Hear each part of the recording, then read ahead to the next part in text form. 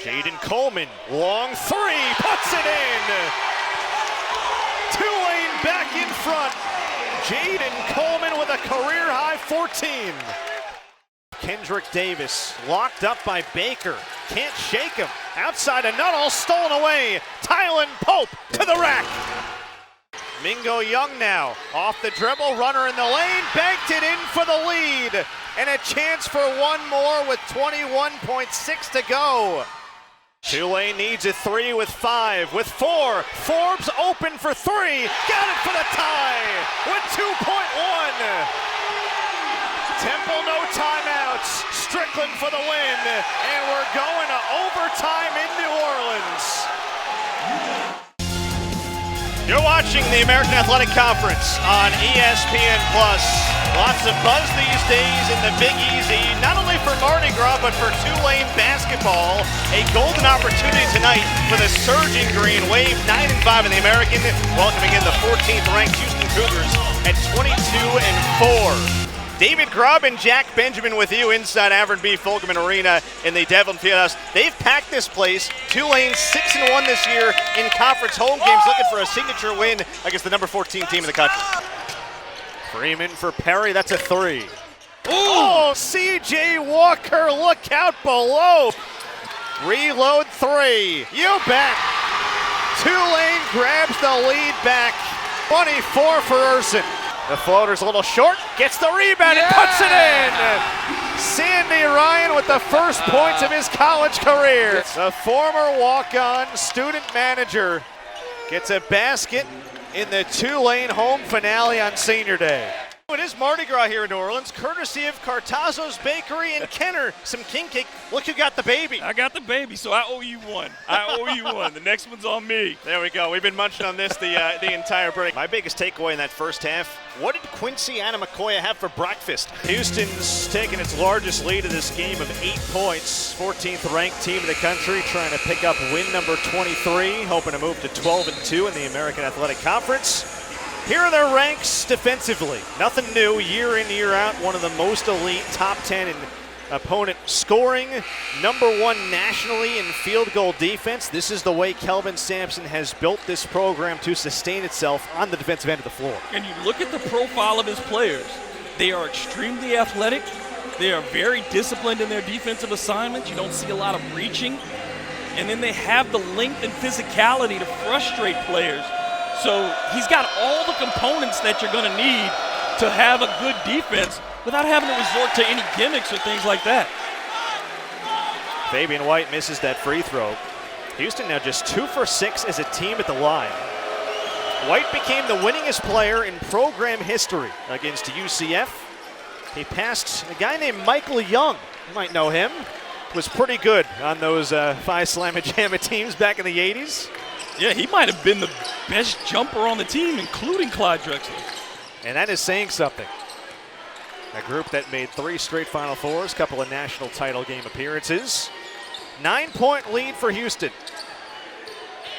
Can Tulane get back in this in front of the home crowd? Cross takes some contact. That's a foul on Carleton. And we talked about rolling the dice. That is number 4, picks it up at the 15-13 mark. Yeah, you really rolled the dice with Carleton. He had a great impact in these first 5 minutes, but now 4 fouls. Do you seek him out? Like you said earlier, do you seek him out defensively? It's almost as if Carleton is putting himself into these positions.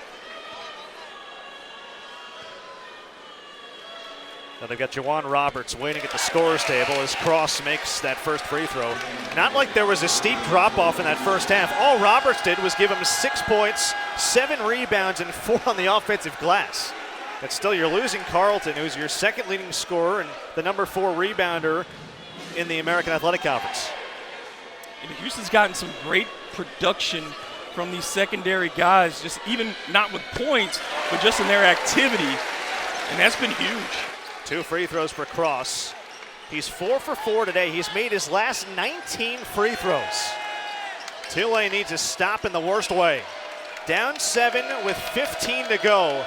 Trying to win against a ranked team in this building for the first time in nearly 25 years. Shed Drop off to Roberts. Kyler Edwards knocks down a three. He has been sensational. 13 points, a third triple, and it's back to 10. Do I have to say it again? They left the corner open. He's made him pay a bunch. Forbes turns the corner and throws it down. A statement dunk by Jalen Forbes. I think that's a message to his own team to continue to be aggressive. Can that get them rejuvenated? Can they get a stop? Fabian White. The answer is no. A little flex running back down the floor. He's put in 10, and the lead back to 10. Lead is a point for Alabama under the midway point now of the second quarter. Second round of the WNIT, winner on to the round of 16. We've talked so much about Brittany Davis. You can see her there, 23 in maroon and white. We know the terrific player she is, second team all SEC. And, well, she's now a mother as well. She took all last year off because she gave birth to her daughter, Brielle. There she is in the stands. Turned one back last November. So she takes a year off from basketball, Tiffany, and has come back and playing incredibly well. She's taken care of right now by Brittany's parents, Tanya and Vex. They take care of her back in her hometown of Manchester, Georgia. But just an amazing story of resiliency, the way she's come back. Definitely. One of the things that Coach Curry said about her is that she is committed to this team. She is committed to her future, and that this is way bigger than basketball. You know, she's going to be graduating with a master's degree.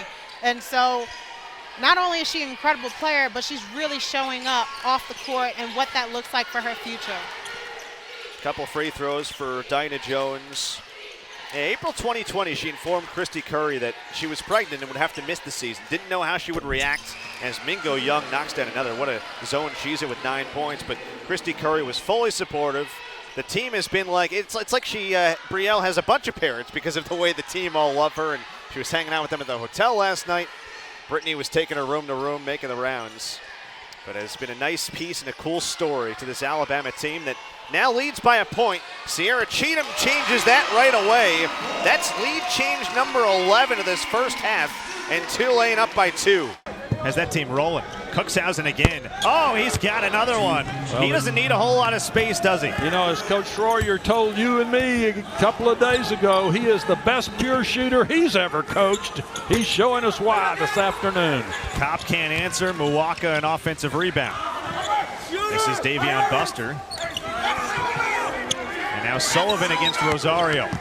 Giving up some size, and that's a foul. Watch Cookshausen here. He's got 2 quick threes.